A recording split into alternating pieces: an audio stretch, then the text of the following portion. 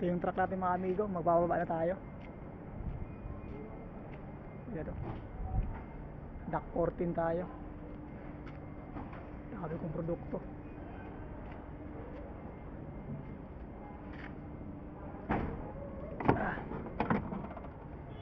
Yan ang aking truck.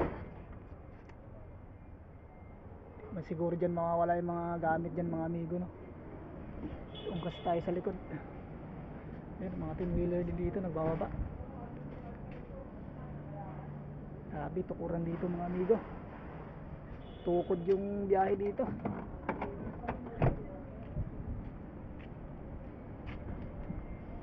Ayan, no?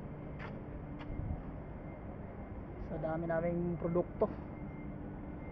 Bigat niyan mga amigo, na mayawak ang gulong ko.